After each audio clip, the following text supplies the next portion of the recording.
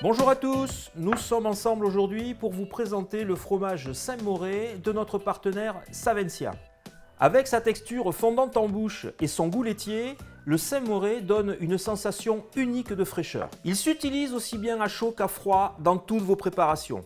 Le fromage Saint-Moré est reconnaissable par sa note légèrement salée et pourtant, vous allez pouvoir l'utiliser dans toutes vos préparations sucrées. Le Saint-Moré, c'est une dénomination fromage, facile à tartiner et qui ne sèche pas.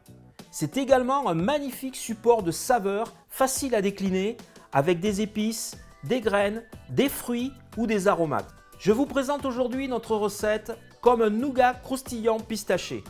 Et pour cela, nous avons besoin de Saint-Moré, de sucre cassonade, d'un sirop de sucre, de pâte de pistache, de sucre glace, d'abricots secs, de raisins secs, d'amandes, de fromage blanc, de gélatine, de crème fouettée, d'un coulis de fruits rouges et de miel. Je vais donc commencer par cuire le feuilletage pour pouvoir le caraméliser. Je vais donc badigeonner mon feuilletage avec le sirop de sucre. Je pique la deuxième phase du feuilletage pour éviter qu'il ne gonfle à la cuisson et je recommence l'opération avec le sirop de sucre. Je recouvre d'une feuille et d'une plaque.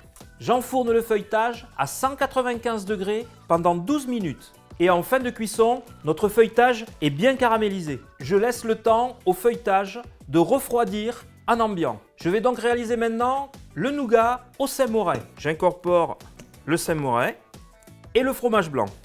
Je mélange le tout pour qu'il soit bien homogène. Avant d'incorporer le reste des éléments, je vais mettre à fondre ma feuille de gélatine. J'incorpore à présent la pâte de pistache.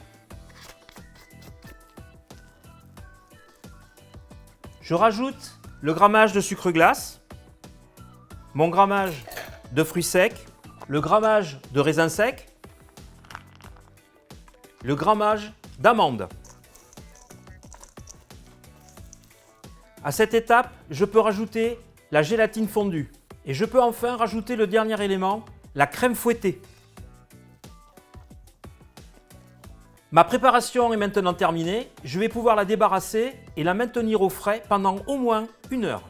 Après 1 heure en chambre froide positive, le produit se démoule très facilement.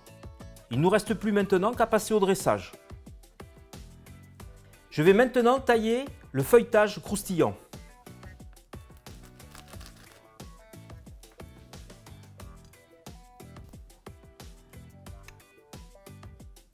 Je rajoute quelques gouttes de miel, quelques cubes d'abricots